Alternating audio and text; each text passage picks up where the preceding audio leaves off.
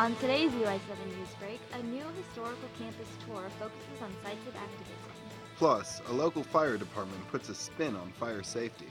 Then, researchers examine how PTSD affects juveniles. Your UI7 Newsbreak starts right now.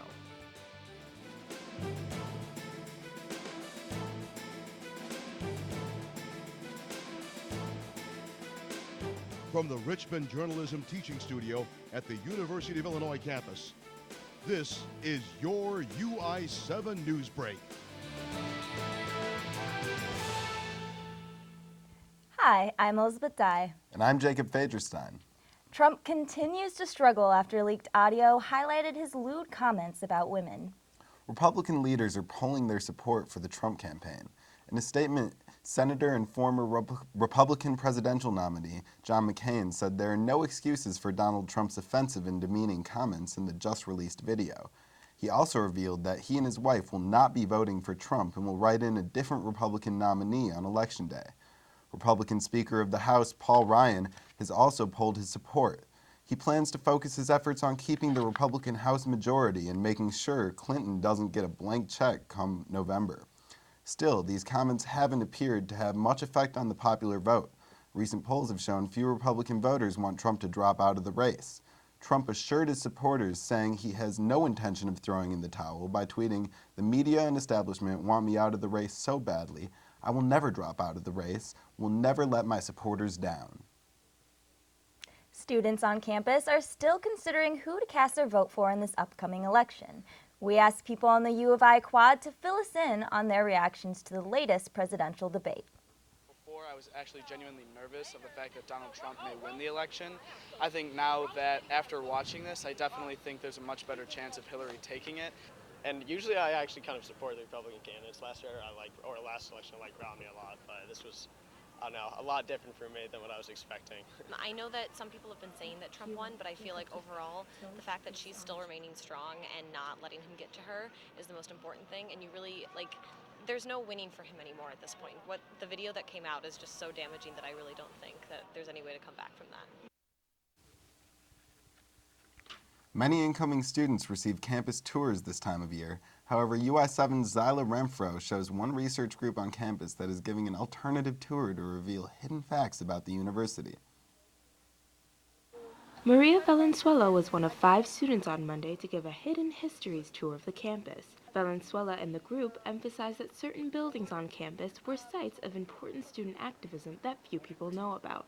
She said the Nevada Street Cultural Centers, for example, were a direct result of student activism and protests. The university didn't give. They kind of had to put them into place because students kept demanding. Catherine Oberdek is the professor who co-directed the public history cluster that put on the tours.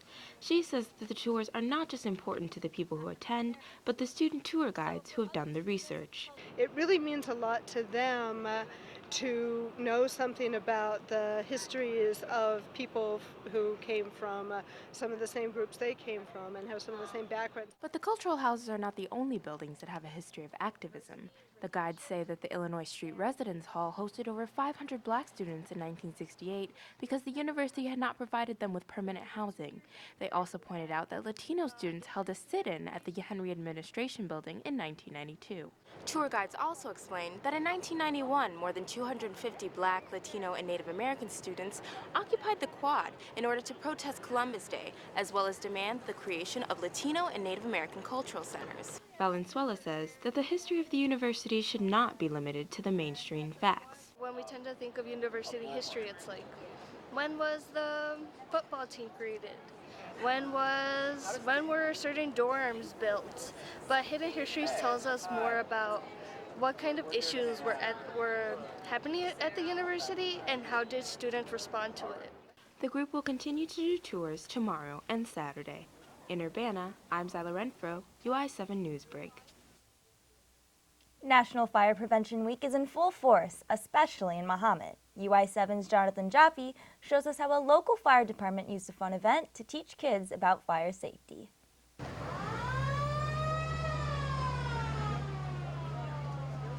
It was an evening full of fire truck rides, smoky escapes, balloons, and photo shoots. But the Corn Belt Fire Department's open house last Thursday served a much greater purpose. What if you wake up and your house is on fire? How are you going to get out? How to get safe? How to keep your house from starting on fire? Some tips about what to do, what not to do. It's an opportunity for us to help showcase us and then maybe teach somebody one thing that may save their life or prevent a fire. It's reasons like these that encourage local parents to bring their kids back to the Corn Belt Firehouse every year. Mahomet resident Chris Parker is one of those moms that keeps coming back. It's always a big event, the fire open house in Mahomet. The whole town comes out, and kids get to see each other. They get to explore and climb on the fire trucks, go for a ride, get a balloon, kind of have a fun experience with our, heroes of hometown. So. Lieutenant Parsons loves the open house because it uses fun activities to help draw attention to a serious issue like fire prevention. It's really cool because a lot of the times in the fire service, we have to see people at hard knolls, medical calls, a fire at their house. For them to come up, have fun, enjoy it is really cool. It's a different perspective. If the goal of the open house was to get people excited about fire prevention, then the Corn Belt Fire Department definitely did one thing right, because the Mahomet community certainly came out to support. It's a great community, and I think people really, really embrace these kind of opportunities to come out as a community and see what there is to offer. I think it's just a way of us, again, supporting our firemen that give up a lot of time from their families to come and help us out because it's a volunteer fire department. In Mahomet, Jonathan Jaffe, UI7 Newsbreak.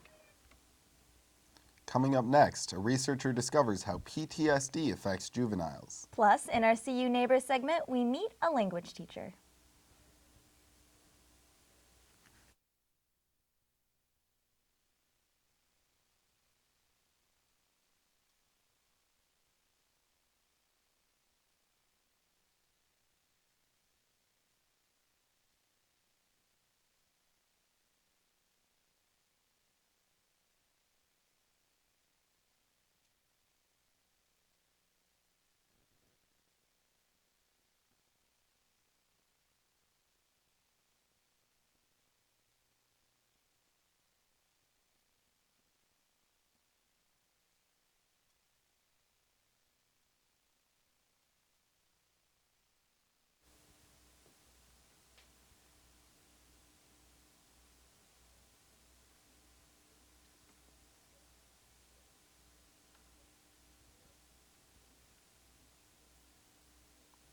There's new research examining post-traumatic stress disorders in delinquent youths.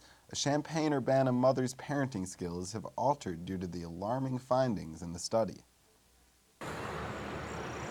University doctoral students found that juvenile offenders with post-traumatic stress disorder are at a 67% greater risk of entering substance abuse treatment.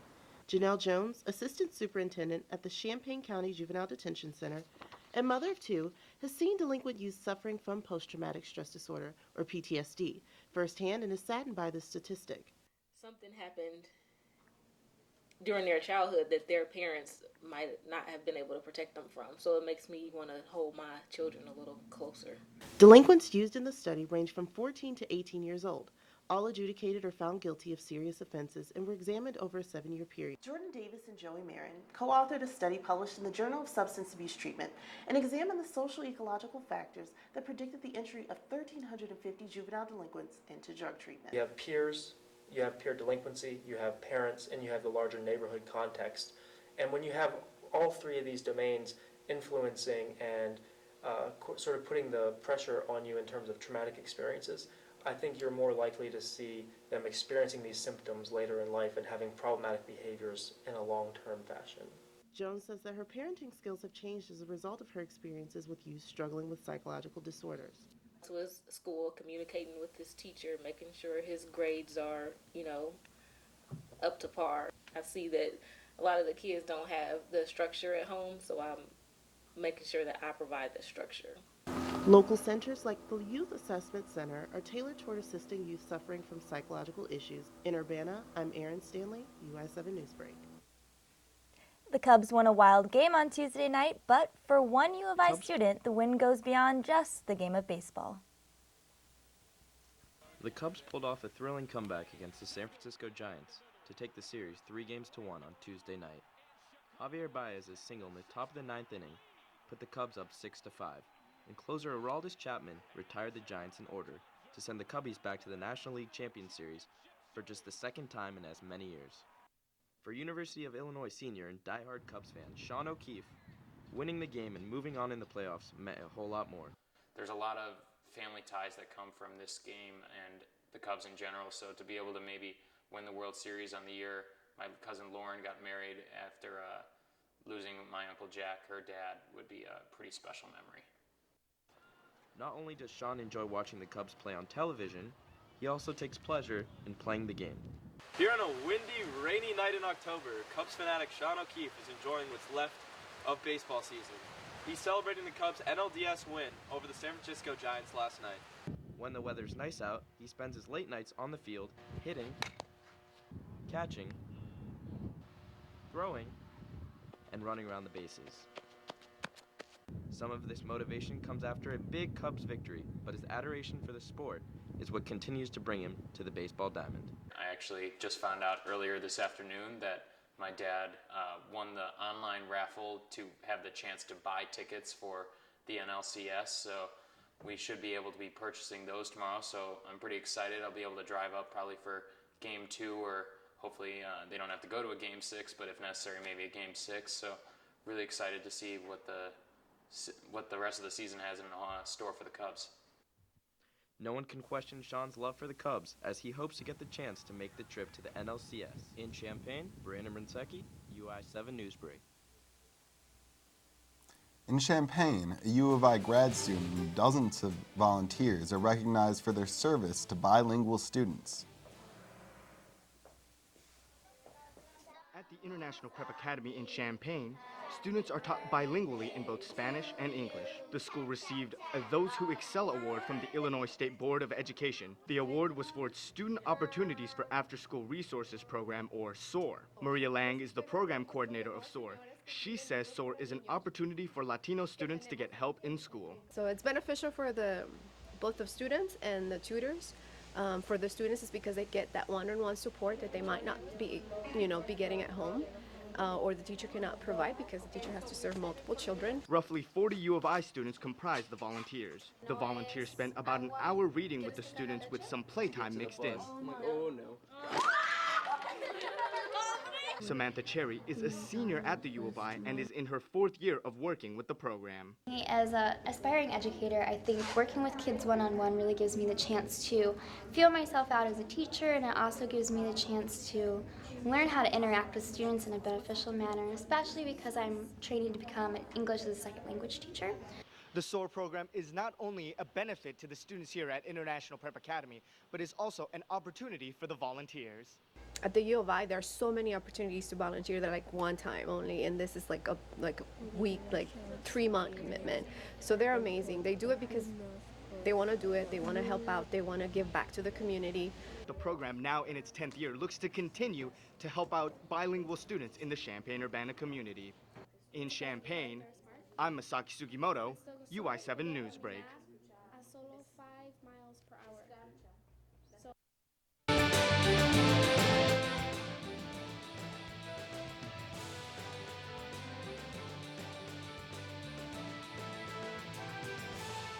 Speak 2 languages. Okay. My grandmother actually speaks 9 languages. How about you? That's crazy. I mean, my mom is from Korea, so I know a good amount of Korean, but that's about it.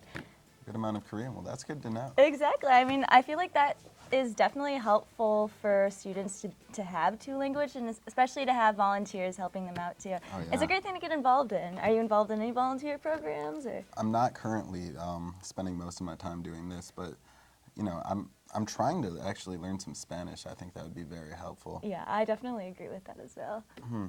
Well, anyway, wait, you're going to Felly tonight, aren't you? Yes, I am going to Felly tonight at the Canopy Club. That's cool. Well, that's all the time we have for this UI7 Newsbreak. For these stories and more, follow us on Facebook and Twitter at UI7 Newsbreak. Thanks for watching and have a great day.